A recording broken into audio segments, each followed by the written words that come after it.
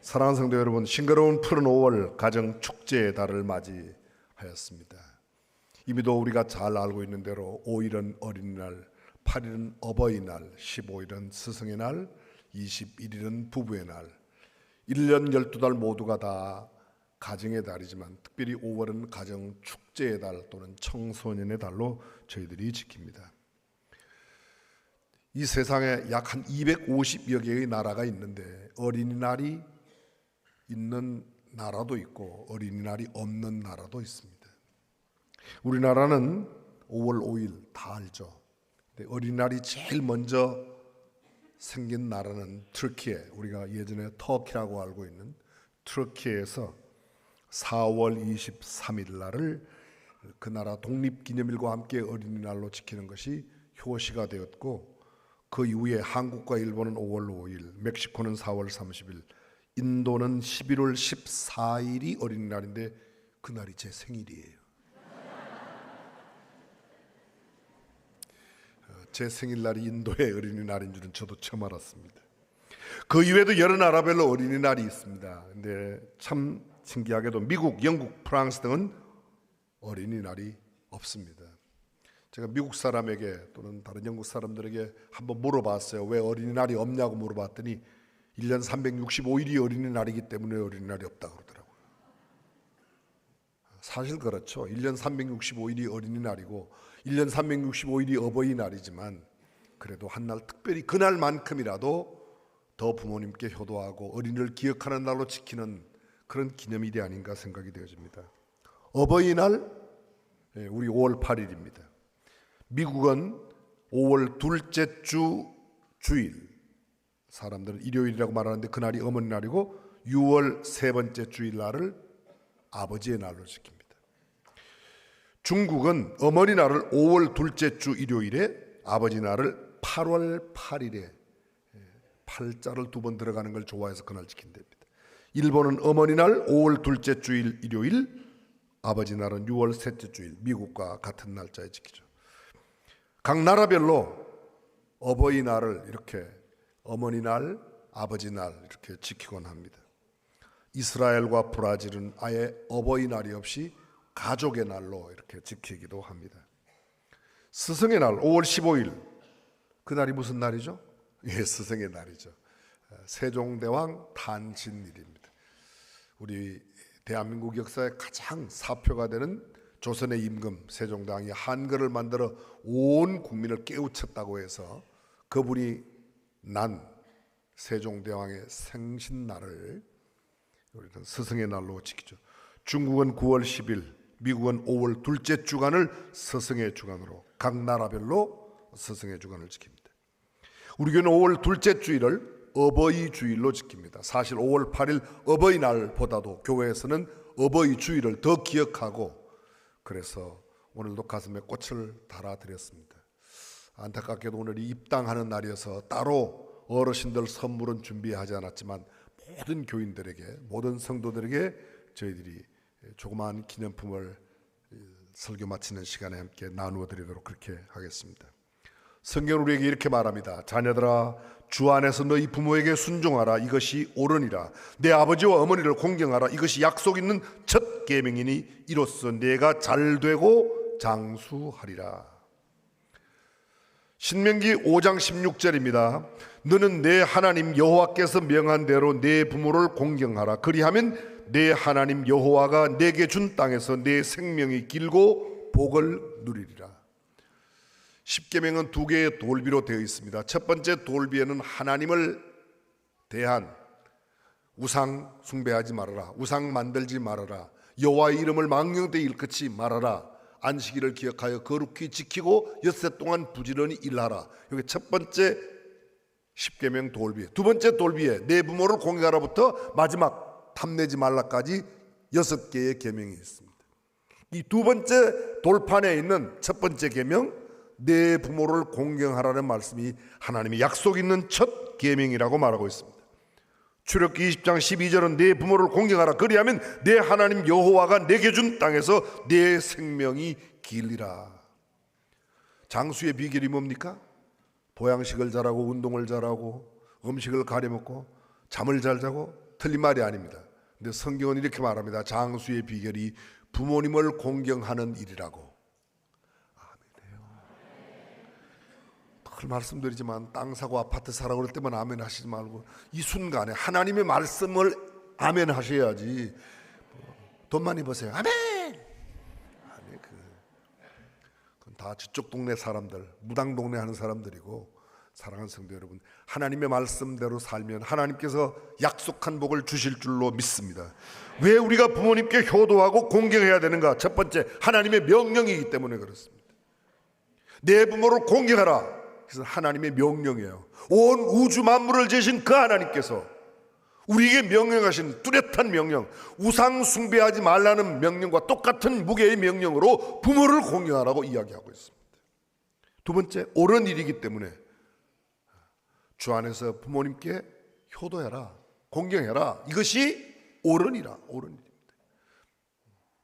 부모를 공경하지 않는 자식을 우리는 폐륜하라고 합니다. 마땅히 지켜야 할 도리를 저버리고 어긋나게 행동하는 사람, 폐륜합니다. 우리가 누구에게 물어봐도 당신은 어떤 사람으로 살고 싶습니까? 하나님의 복을 누리며 평안하게 행복하게 살기를 원하십니까? 장수하기를 원하십니까? 아니면 폐륜하로 살고 싶습니까? 의외로 다 행복하게 살기를 원한다고 말합니다. 그런데 삶의 현장에 가보면 부모를 공경하지 않는 모습이 너무도 많습니다. 저희 집 이야기를 해서 정말 죄송합니다. 저희 아버님이 97세로 돌아가셨다는 이야기는 이제 한 95번만 들으면 100번 되죠? 네. 우리 어머님이 94 되시는데 아주 건강하게 지금도 살아 계십니다. 저희 아버님 형제분이 5형제 7남매래요. 이게 젊은 사람들 못 알아듣는 사람이 많아요. 7남매가 있는데 그 중에 형제가 5이고, 쉽게 말하면 제게 고모가 2이 있는 거예요. 맨 위에 분이 고모고 맨 아래가 고모고 가운데 5형제가 있고, 그 5형제 가운데 저희 아버님은 막내세요. 지금은 모두 다 하나님 나라 가셨지만 우리 아버님 97세까지 사셨어요. 근데 지금 무슨 말씀 드리냐 하면 우리 아버지가 효자셨다는 거예요. 누구에게? 우리 할머니에게, 우리 아버지 어머니에게. 제가 어릴 때, 제가 4학년 때, 초등학교 4학년 때 우리 할머니가 돌아가셨는데요, 저희 아버지가 어디 나가시면 꼭 어머니 저 어디 갑니다, 그래서 소리를 지르고 갔어요. 갔다 오시면 꼭 할머니 방에 들어가셔서 이불 밑에, 요 밑에 손을 넣고 방 따뜻해요? 이렇게. 출필고 반필면, 나갈 때는 고하고 돌아와서는 얼굴을 보여주는 거예요.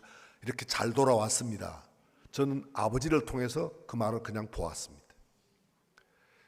우리 할머니에게 며느리 5이 있었어요. 근데 우리 집에 거의 임종 앞두시고 우리 큰아버님 댁으로 가셨는데 와상 2년 동안, 마지막 2년은 병상에 누워 계셨어요. 소대변 받아내셨어요. 저희 아버지가, 저희 어머니가, 때로는 할머니가 저를 부르며 명진아, 명진아, 내 똥 좀 차라. 그러면 이런 죽게. 아직도 그 일은 못 받았습니다. 근데 저희 아버지 어머니가 그렇게, 저는 우리 어머니도 아직 건강하셔서 더 오래 사실 거지만 장수의 비결은 성경에 부모님을 공경하는 일이라고 말하고 있습니다. 하나님께서 이런 장수의 복을 여러분 모두에게 주시기를 주님의 이름으로 축복합니다. 네 번째, 잘되고 장수하리라. 잘되고, 여기 잘되고, 내 하나님 여호와가 내게 준 땅에서 내 생명이 길고 복을 누리리라. 약속 있는 첫 계명, 그것이 바로 이 계명이라고 말합니다. 부모님을 공경하는 사람, 하나님께서 그를 잘되게, 여러분의 경영이 잘되기를 원하십니까? 여러분의 삶이 복을 누리는 삶을 살기를 원하십니까? 내가 어떻게 좋은 경영학을 배우고 사업을 배우고 기술을 익히고 무엇을 많이 잘 경영함으로 부자 되는 게 아니라 참 잘되고 복된 삶은 부모님을 공경하면 그렇게 살 수 있다고 말합니다. 하나님의 말씀입니다. 아멘. 주자 10회훈 가운데서 주자가 말한 10가지 후회 가운데 한 가지가 뭐라고요? 불효부모 사후회.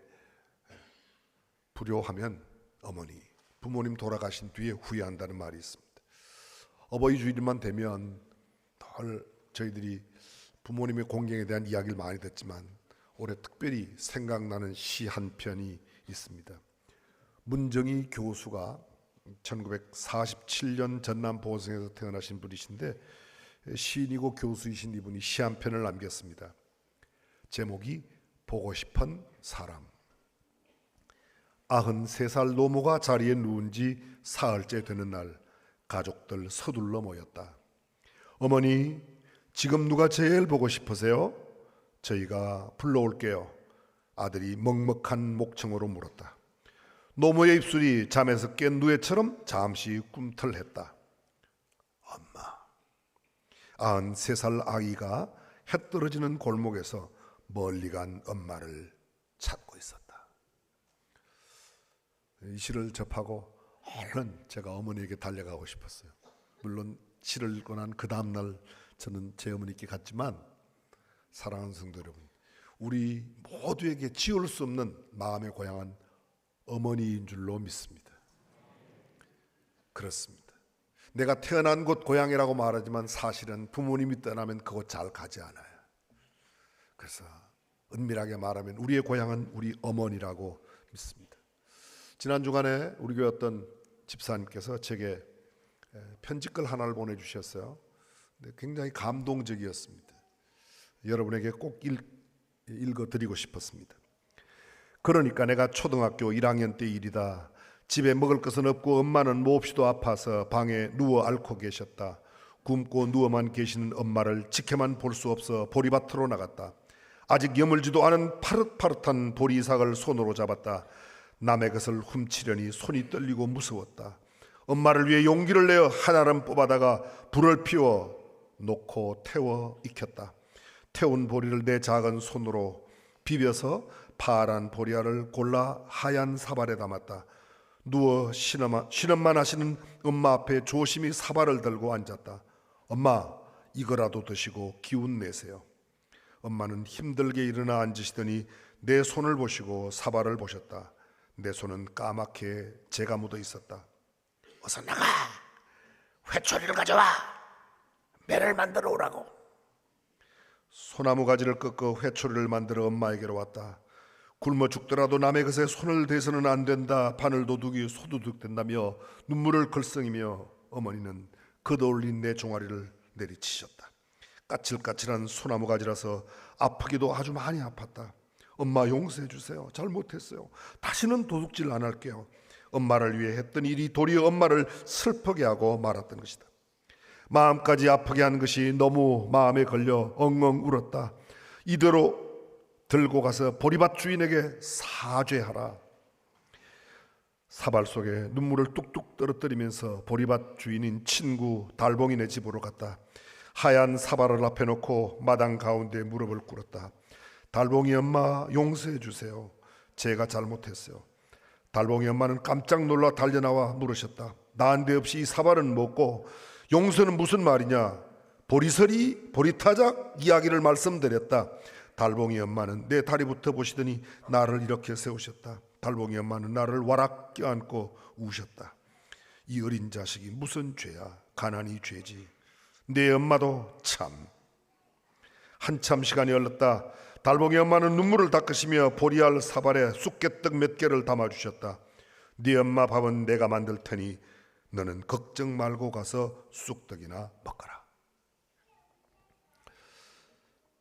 이 집 엄마만 이랬을까요? 우리에게 있는 어머니도 다 그런 엄마가 아닐까. 사랑하는 성도 여러분, 오늘 어버이 주일을 보내면서 나를 이 땅에 낳고 길러주신 어머니 아버지께 효도하고 공경하는 저와 여러분 되시기를 주님의 이름으로 축복합니다. 그렇습니다.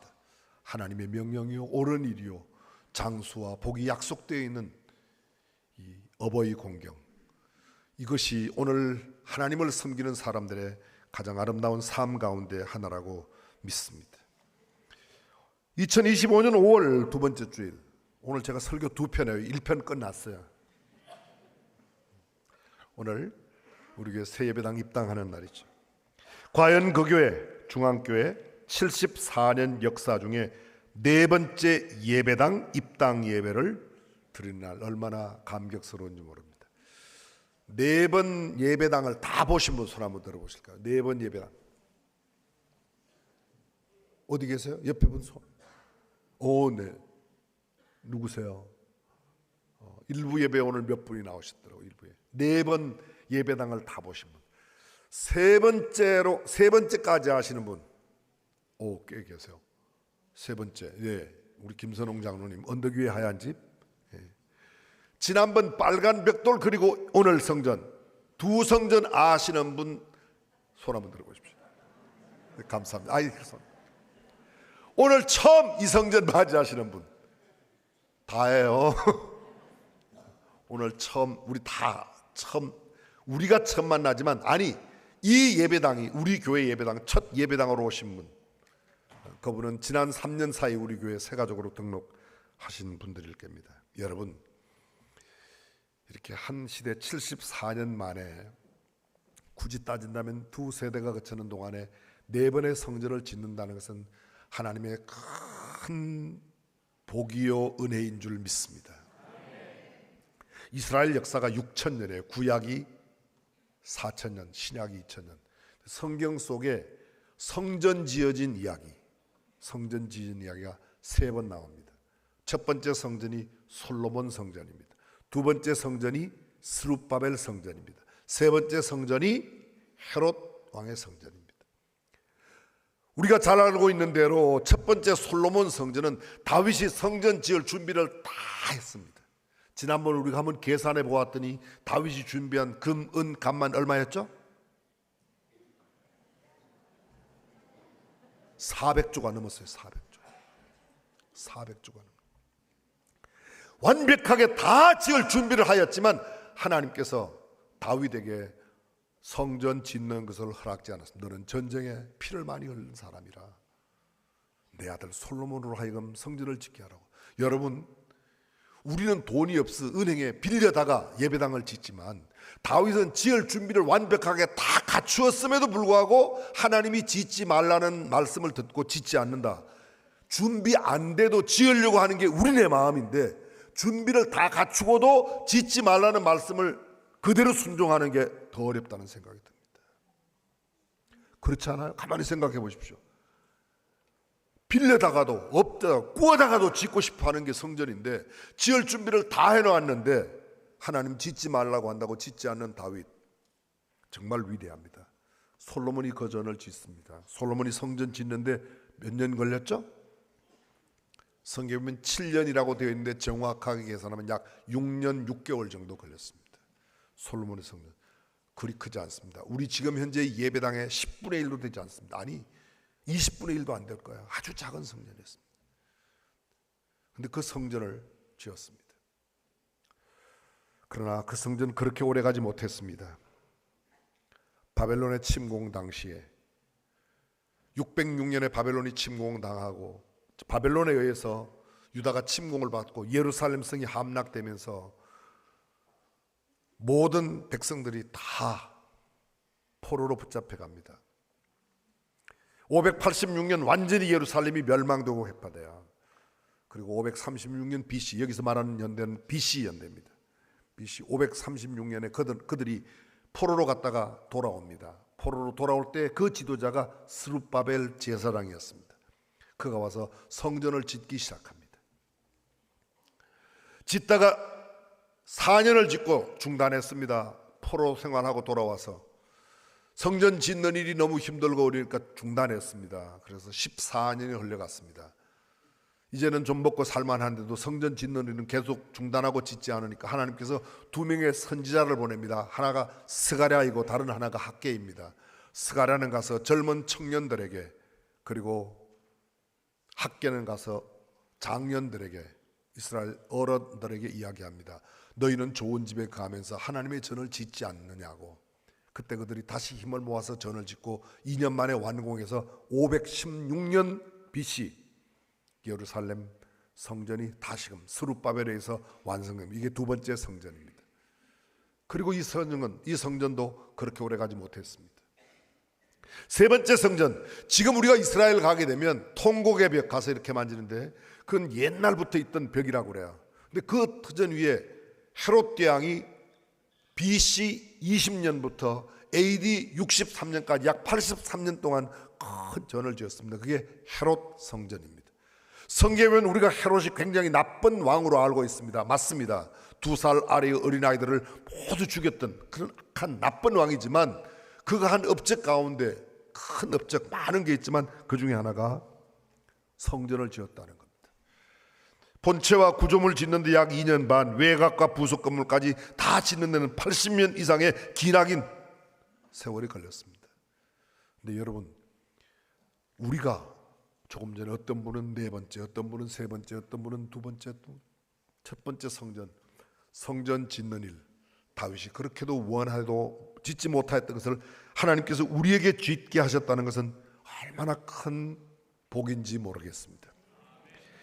독일에 가면 쾰런 예배당이 있습니다. 헐리 쾰렌 사원, 쾰런 성당이라고 표현하는데요, 1248년부터 시작해서 1880년 무려 600년 넘게 걸렸습니다.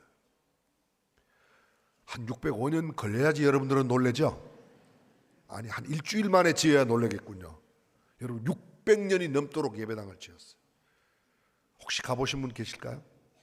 갔다 오신 분들이 꽤 여러분 계실까요? 저도 한 2번 가봤습니다. 가봤는데요, 1880년에 완공이 되었으니까 벌써 완공된 지만 해도 140년이 넘었죠. 그렇죠? 140년이 넘었습니다. 이게 굉장히 완공되고, 근데 가보면요, 계속 수리해요. 아니, 아직 다 짓지도 않았는데 한쪽에는 그걸 수리하는 겁니다. 600년이 걸리니까 이해가 되세요? 600살 살아보면 알 수 있는데, 하여간 뭐 예배당 하나 짓는다는 일이 그렇게 쉽지 않은 일입니다. 그런데 벌써 2번, 3번, 4번째 예배당을 짓는다.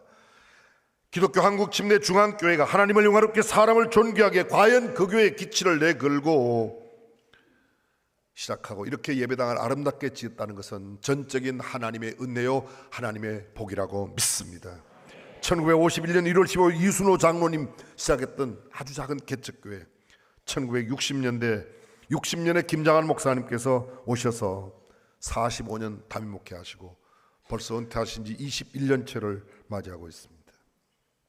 제가 2005년도 1월 2일 날 왔으니까요, 제가 언제도 만 20년이 지나갔습니다.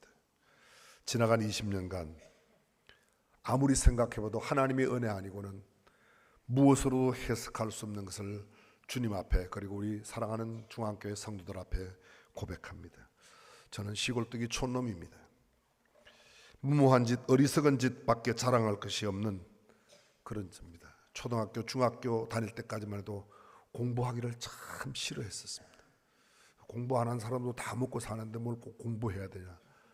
울며 불며 우리 어머니도 우리 아버지도 제게 있는 누님도 무겁지 않고 좋은 법에 글밖에 없으니까 글해라고 어릴 때 서당에도 보내시려고 그랬고, 이것저것 그렇게 제대로 공부도 못했지만 신학하고 목사 되었는데, 정말 참 하나님의 특별하신 은혜로 중앙교회 김장한 목사님 부임으로 와서 21년째 이렇게 사역을 하고 있으니 하나님의 은혜밖에 없다고 믿습니다. 특별히 이 사역을 하는 동안에, 전도사로 섬기는 동안에 전에 있던 빨간 벽돌 예배당, 제가 김장한 목사님 만난 제가 만 49년 됐습니다. 횟수로는 50년인데요. 근데 어느덧 저도 이제 은퇴가 눈앞에 다가왔지만 하나님께서 하셨고, 무엇보다 여러분들의 눈물과 여러분의 정성과 사랑, 헌신, 드림이 오늘 이 예배당을 만든 줄로 믿습니다. 사랑하는 성도 여러분, 집은 벽돌로, 가정은 사랑으로, 그러나 교회는 말씀의 기초 위에 믿음의 벽돌로 벽을 쌓고 성도들의 피와 땀과 눈물의 기도로 몰타르를 만들어서 세우는 것이 교회라고 말합니다. 사실 제가 며칠 전부터, 아니 벌써 한 달은 됐을 거예요, 우리 예배당 짓는 일에 있었던 사연들을 모아보았더니 A4 용지 5장이 나왔습니다.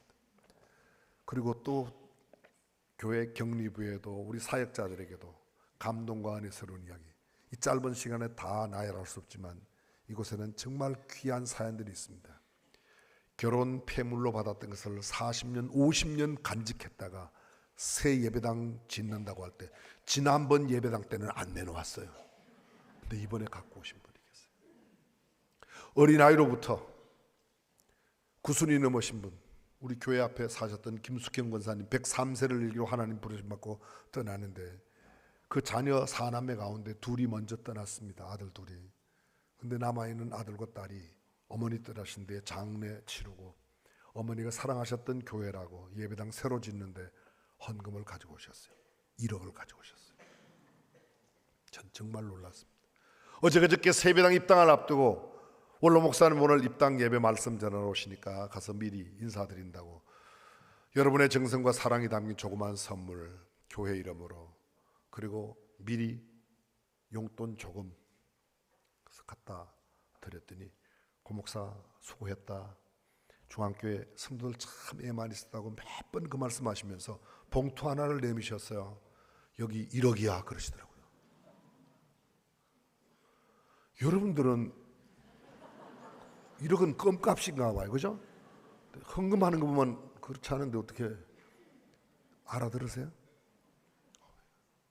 여기 안디옥 교회 목사님 지금 모신 안디옥 교회에서 김장한 목사님 개인 액수는 지금 밝히지 않지만 그리고 누구 몇몇 장로들과 함께 1억 내가 내일 모레 주일날 가서보다 고 목사 왔으니까 이거 그냥 가져가라.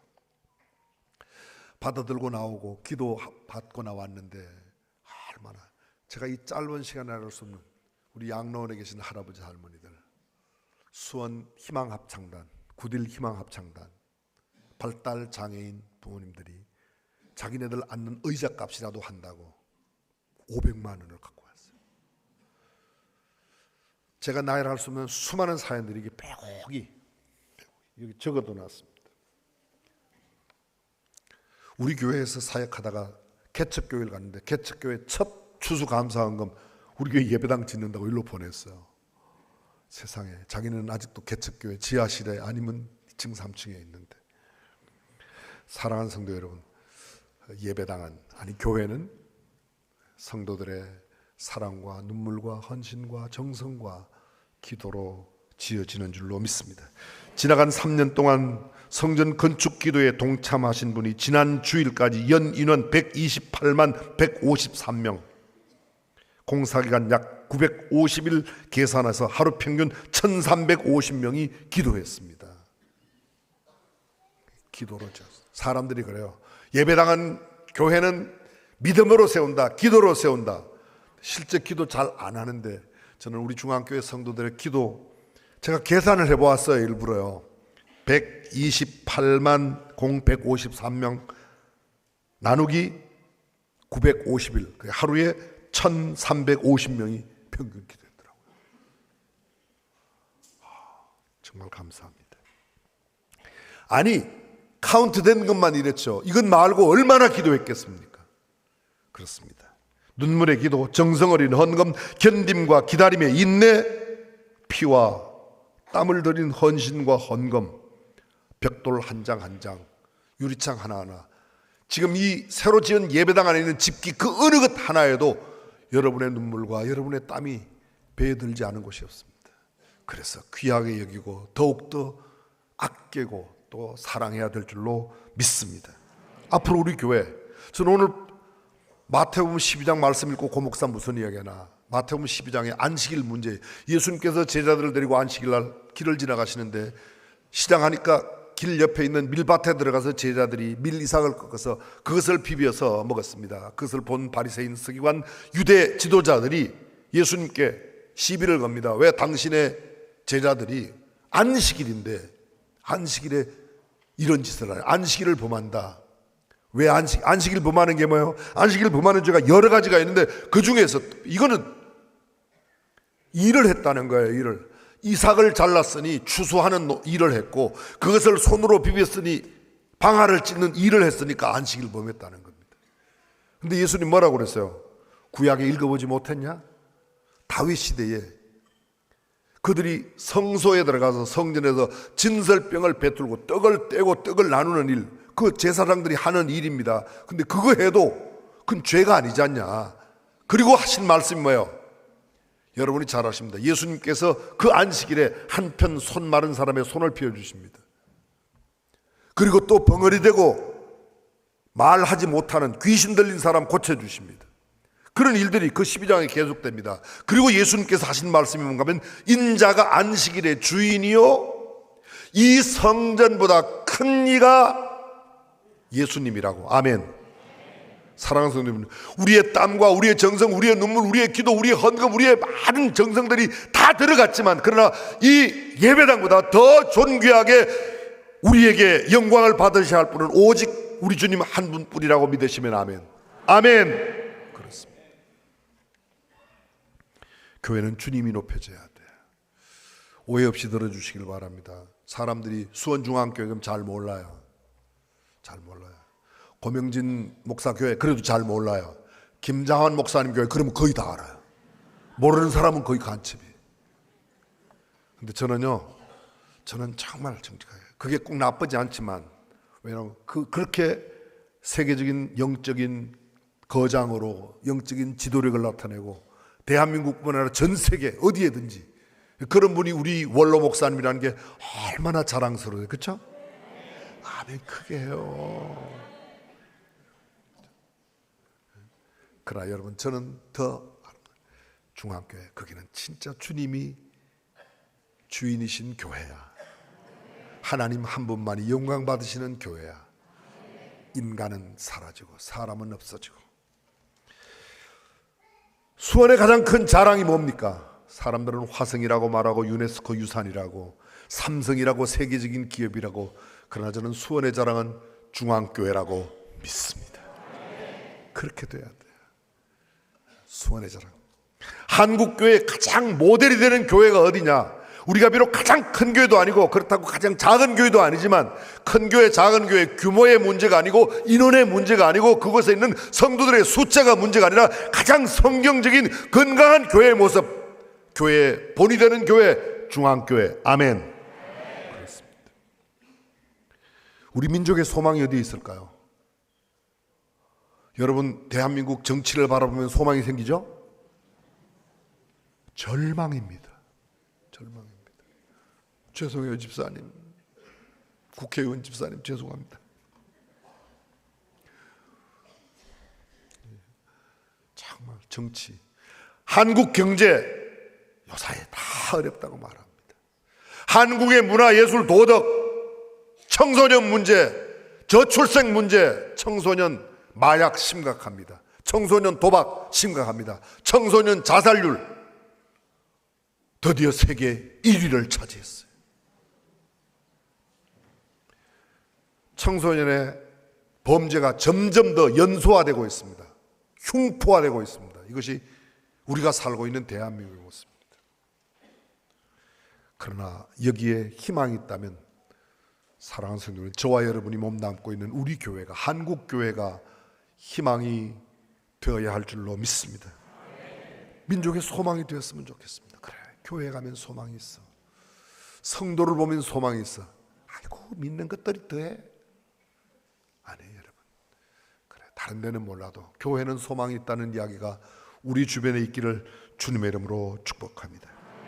우리 교회 모든 성도들이 말씀과 기도 가운데 경건한 영성의 사람이 되시기를 축복합니다. 5분 말씀 읽기 하는 분은 알아요. 하는 분은 사실 말씀을 보내보면 말씀을 듣는 분보다 말씀을 매일 읽고 보내는 그 사람이 얼마나 큰 도전이 되는지 모릅니다. 지나간 수년 동안 이 경험을 한 분들이 우리 교회에 꽤 많이 계십니다. 하나님의 말씀과 조금 전에도 이야기했던 기도, 성숙한 인격의 사람들, 성품이 고상한 사람들, 한 나라의 평가는 그 나라가 얼마나 경제적으로 부하고 정치적으로 안정되어 있냐보다도 품성이, 성품이 고상한 사람이 얼마나 있느냐에 달려있다는 표현이 있습니다. 그렇습니다. 가장 아름다운 성품 뭐예요? 정직함이에요. 지금 거짓이 난무해요. 거짓이 난무해요.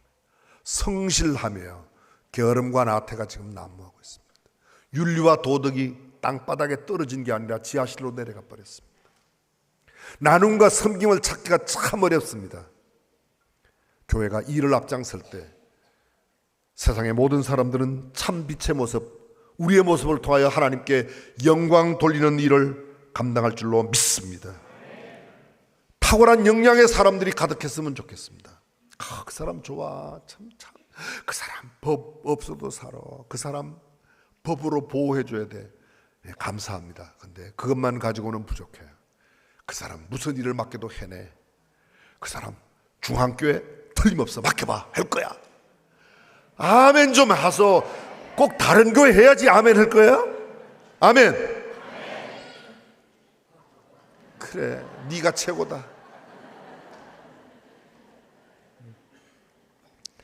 탁월한 역량, 영성과 성품과 역량을 아무리 많이 가져도 건강 잃으면 소용없어요.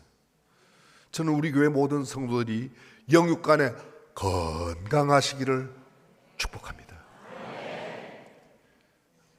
동시에 10개 국어를 통역할 수 있는 능력을 갖고 있고, 어떤 어려운 문제, AI 시대에 AI 기술이 아무리 탁월하게 갖고 있어도 중환자가 되어 병실에 들어가면, 격리된 병실에 들어가면 그 기술, 그 능력 다 필요 없습니다. 건강해야 돼요.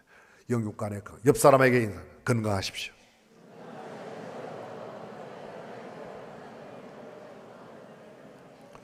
우리 교회가 마지막으로 감당해야 할 일 4가지 말씀드립니다. 첫 번째, 영혼 구원이에요. 오늘 1부 예배는 그렇지만 빈자리가 많은데 2부 예배도 지금 빈자리가 있어요.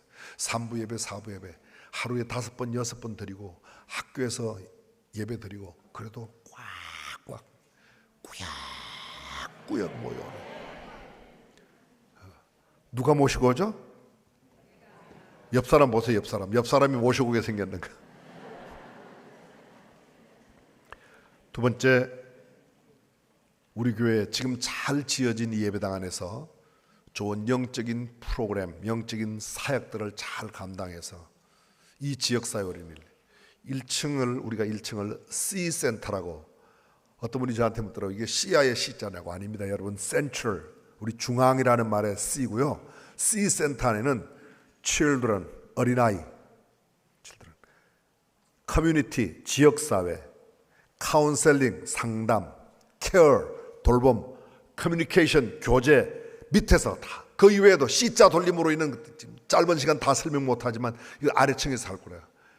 이 교회 전 건물, 학교 건물보다 이 예배당 건물이 400평이나 커요. 이게 엄청 큰 겁니다. 아마 익히는데 1달, 2달은 걸릴 거예요. 오늘도 일부 예배 마치고 어떤 분들이 막 아래 위로 오르내시더라고. 어디에 뭐가 있는가. 근데 한두 번 봐. 저도 아직 잘 몰라요. 저도 잘 몰라요.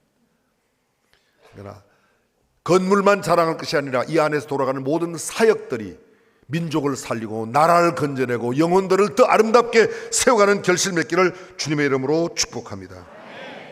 그리고 한 걸음 더 나가서 지역사회를 섬겨야 될 거야. 3040들이 어린아이들을 데리고 교회로 몰려오고, 할아버지 할머니들이 우리 교회로 몰려오고, 아멘 안 해도 저는 무조건 하여간 할 거예요. 갓난 어린아이부터 어르신에까지 수원에 가장 가고 싶은 곳이 어디냐 그러면 그건 또 어떻게 아시네요. 그렇습니다. 우리는 그것을 소위 말해서 영혼 구원의 사역, 그 다음에 이 소프트웨어를 잘 나누고 섬기는 요셉 사역, 그리고 복음을 땅끝까지 전하는 그런 사역 잘 감당할 수 있도록 함께해 주시면 감사하겠습니다. 마지막으로 말씀을 정리합니다. 시간이 참 많이 갔는데요. 그러나 그 누구도 사람이 빛나지 않는 하나님 한 분만, 성전보다 크신 분이 주님이세요. 우리 교회에 오시는 분들이 모두 주님을 깊이 만나고 주님께 영광 돌리는 복된 삶 살아가는 열매 맺도록 여러분들과 함께 마음을 모으겠습니다. 여러분 모두를 축복하고 축복합니다.